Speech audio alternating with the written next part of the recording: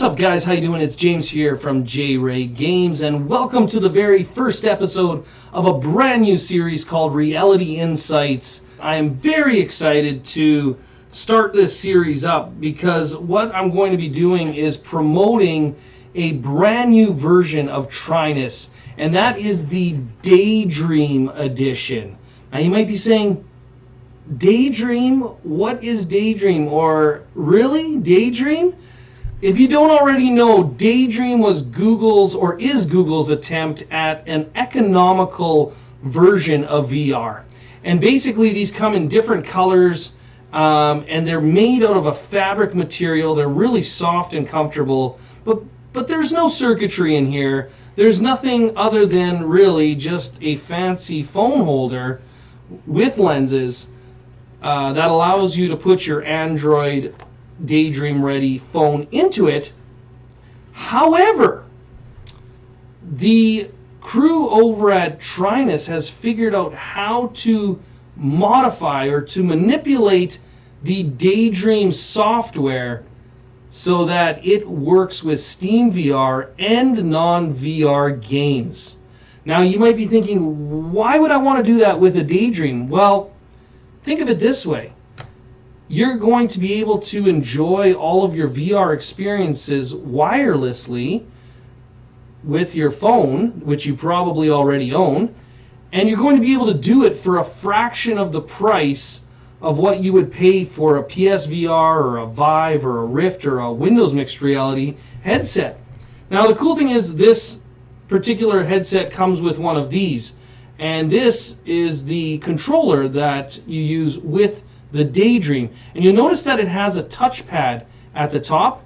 It also has a button here. It has a volume button on the side, up and down. It's also got a power button. The Trinus software actually tricks Steam into thinking that this is a Vive controller, which is really, really cool. The fact that you can play games that were never meant to be played on your phone in the first place with one of these is really, really interesting. What I'm going to do in this video is I'm going to show you how to get up and running with Trinus Daydream.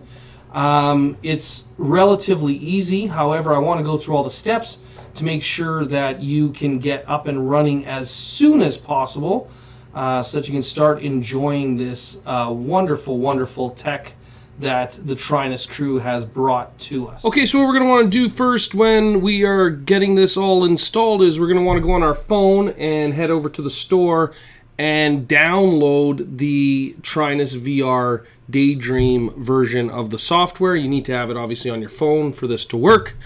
And then you're going to head over to the Trinus website, which again is in the description below, to download the software that you're going to need to work with it. And so here's the exe file. This is the one that you're going to need. Install is super straightforward. When you go into here and hit yes, hit I accept, create a desktop icon, and do all this great stuff. It's going to install it. It's going to put the drivers that it needs into your Steam and get that all ready to go. So basically now we've got our software installed, and we should also have it on the phone as well.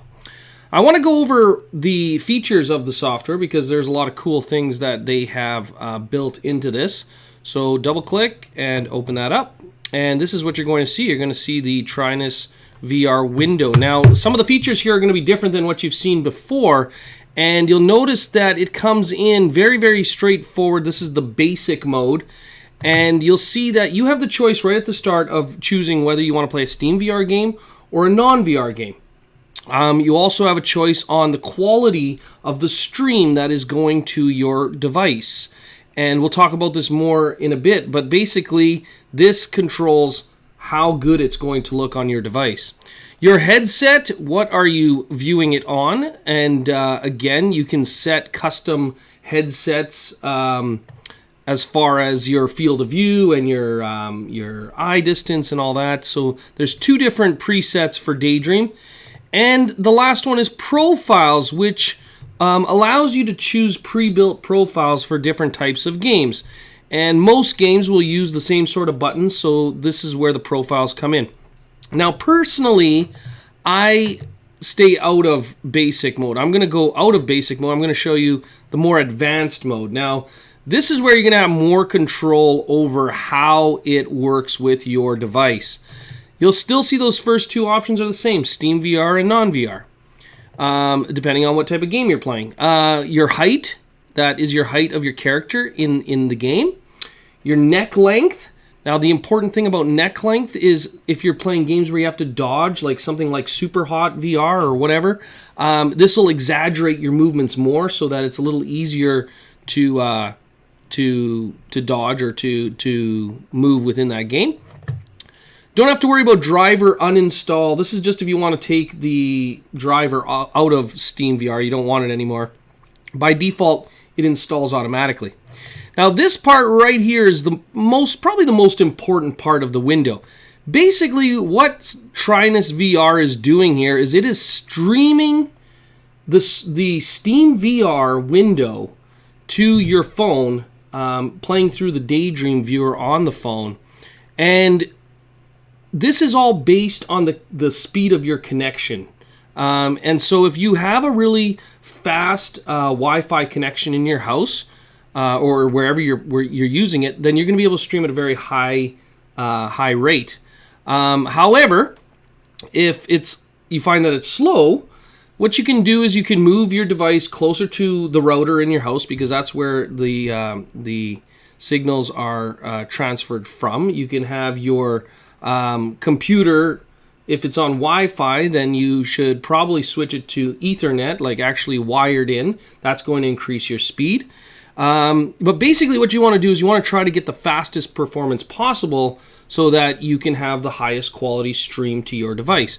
So what I like to do is I like to play with these values until I see that my phone starts to lag a bit, and then I go back a bit and tweak it from there. Now, keep in mind that if you just can't find a really good setting for this, they have included the option to play with USB only. So you can take your USB-C cable, something like this is a 10-footer, hook it up, and run it at the highest quality possible, because it's no longer streaming, it's running through the USB. So that is an option. And the only downside to that is now you've lost the amazing sort of wireless feature of playing without any sort of any cables or cords. You know, it's your call. It depends on your sort of situation. The next one is 3D depth. So if I want more depth in my game, by default this is turned on. However, if I find that my my computer's chugging a bit, I can turn that off for a bit of a performance boost. Again, you have to see what your computer can handle. Down here, these are the same settings that we saw in the basic mode for the headset. And you notice that there's two presets for the Daydream. And the really cool thing here is that you can go in and adjust the field of view right while you're playing the game. You can go in here and slide this and find kind of where that perfect field of view is for the game that you're playing. You also have an IPD slider, which is basically the distance of your pupils. And everybody's IPD is going to be a little different. This ensures that you have the clearest sort of visuals possible for your particular eyes. The next one is something that we should be familiar with. That's cinematic mode. Cinematic mode is basically using your desktop as a mirror in your headset rather than VR. So let's say you want to watch a movie, or you want to work on your computer using the headset so you don't have any distractions, or you're playing a game that just doesn't support VR, and you just can't get it to go in VR. Maybe you want a little bit more of an immersive sort of feeling. Well, that's what cinematic mode's for. And obviously the little checkbox here is basic mode to switch it back. That's the main menu, and probably where most of your settings are going to be made. The most, in my opinion, the coolest or the most important window in this whole thing is the controller window. This window right here. And this is where we can tell Trinus what we want to do with this controller. And like I said, basically what Trinus is doing is it's just making Steam think that this is a Vive controller.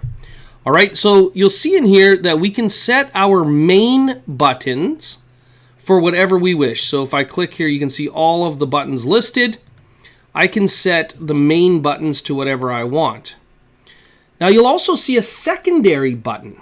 All right, and a secondary button, this is an interesting approach that Trinus has, where you can set a particular button on the controller to either have one function, or you can have that same button have a secondary function as well. So let's say I'm only playing with one controller, as most of you will have when you get your Daydreams. By the way, the software does support 2 separate controllers, and that's where you can set up your secondary option. But if you only have one, you can set that one button to have 2 options attached to it. So I can set maybe the main button to be the trigger, but also it's maybe my menu button for my secondary. So you can set the main button, you can set the secondary button, or you can set both. It's up to you. So that is pretty interesting how they handled the one controller thing. Like I said, though, if you buy a second controller, it's going to work with the second controller as your secondary buttons here. Now, one other thing worth mentioning is that Trinus does support the third-party Daydream controllers as well. So if you don't have an official one, not a big deal. It's still going to work. Now, you'll see that you can set pretty much every button on here except for the power button, because that will take you back out to your main menu on the phone, so we don't touch that one. We also can enable a D-pad, depending on the type of game you're playing. Maybe you're playing an older game that needs a D-pad. You can lock the position of the controller so they don't actually rotate. They just stay in one position and they move with your head movements. You can slide touch to move. This is for some games if you want to actually slide your finger across the touchpad to move. Some games, you might want to use that function. And then we got hand separation, which is basically how far apart the controllers are going to be in your hands. Now, all of this runs inside of Trinus through a profile system, which is a really cool way of handling sort of custom settings for different games. So if I was to go to a game like, let's say, Battle Dome, and I look at the setup for this profile is automatically set up for that game. I can create new ones, I can create custom ones, I can get rid of ones that didn't quite work. But another really great option to this is that when I have a profile selected, is I can go to Show Controls. This is like a cheat sheet for that game, and it tells me what each button is going to do in that particular game. All right, so in Battle Dome, for example, I can see that the top button is going to teleport me. The left button will shoot my left gun. The right button will shoot my right gun. Or if I want to shoot both guns, I can press the middle button. So this is pretty cool. This is handy because you can look at this and you can reference this and say, okay, so that's how I'm going to be able to play that game. Or if you make your own, you'll be able to actually, kind of figure it out through the cheat sheet.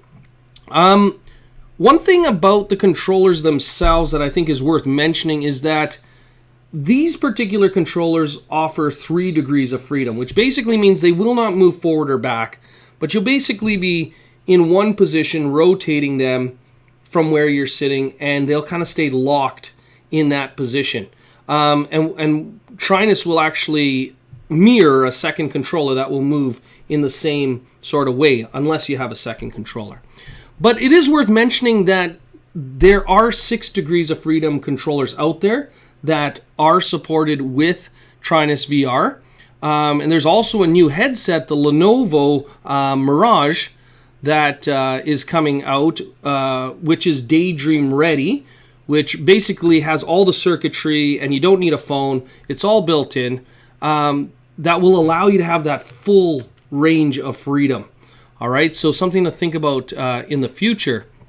Anyways, that's kind of the main sort of part of this. And now what we're going to do once we're ready to go is we're going to start SteamVR. We could do it from this window, this button here, but I'm going to just do it from my desktop and we're going to get going. And I'm going to show you how it looks in the software itself. Okay, well now that SteamVR is running, we are ready to hook up our phone to the service here. And you'll see that SteamVR probably detects some sort of headset and controllers. That's the driver doing its job. And what you're going to have to do is you're going to have to go on the phone and you're going to load up the TrinusVR app. And it's going to have a few options here. Toggle async time warp, which is an important option if you're playing non-VR games. Log FPS if you want to know how you're doing with your frame rate. And USB tethering, which is, like I said, for people who don't have a strong Wi-Fi connection. And when you're ready, you just tilt your phone like this and you're going to hit start. And this will connect to your SteamVR. As you can tell, it comes alive. And it's going to ask you, and I hope you can see that, it's going to ask you to press the power button on your controller to hook up to your device. And you can see now that my phone controls the tracking. All right, but we're not done yet. What we're going to do is we're going to go to the SteamVR tab that we see here. We're going to go to Run Room Setup. All right, and we're going to go and do this now that our device is connected. And you're going to see here we got a few options. We got room scale, we got standing only, and I'm going to use standing only for this particular device. So we're going to click that, and it's going to tell us it has a controller, and the controller's ready. It's got a headset, and it's ready, and we're just going to hit next. And calibrate center just says aim the VR in the direction that you're going to be facing. Hit calibrate, like so. Hit next. And the next thing you can do is to measure the distance between the floor and the headset. So if you're standing, this number is going to be higher. If you're sitting like I am, it's probably going to be lower. So I'm going to set this to 40, and then I'm going to calibrate the floor. All right, and then we can hit next, and we're going to move on to the next stage. You are now going to see that my phone is controlling SteamVR.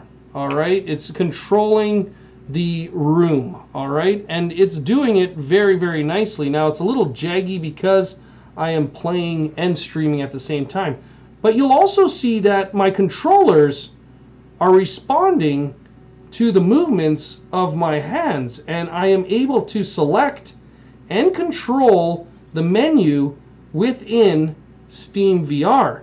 Now, if I ever want to recenter this, all I have to do is hold the power button, and it's going to center to wherever I am. You're going to see that that has made things much smoother because it has reconnected and kind of found my position. And as you can tell, I don't know how well you can see that, it is running beautifully on the phone. And it is set to low, I'll be honest, because again, I'm streaming and I want it to be as quick as possible. But you will see that those controllers move in unison together with my movements, and things that I have mapped on Trinus will now work when I use those particular buttons on the controllers, which is really, really cool. All right, so you can see that this works really well. And when I put it into the Daydream, obviously those two lenses are going to be lined up with my eyes, and I'll be able to see this in a nice 3D version. So I'm going to close that. You can see that it works really, really well. And you can see that my Steam just kind of crapped out when I did that. However, you can see that that works really, really excellent. So this is a great option for people who want to jump into VR, but they don't want to necessarily spend a lot.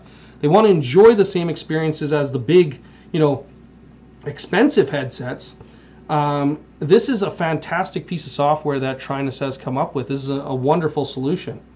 Anyways, you probably noticed that this is not a PSVR video, and I promise you I will still be producing PSVR content for PC. However, this series will focus on Daydream games that are compatible and work well with this new version of Trinus. If you like this content, make sure to hit that like button, subscribe to the channel, and comment down below. You know I'm going to answer. I'm good for that. And if you feel like supporting the channel, check out our Patreon. We're hoping that people are going to want to support the future of VR, and I can continue to make great videos for you guys regarding that. Anyways, thanks for watching. Till next time, hope to see you guys in VR.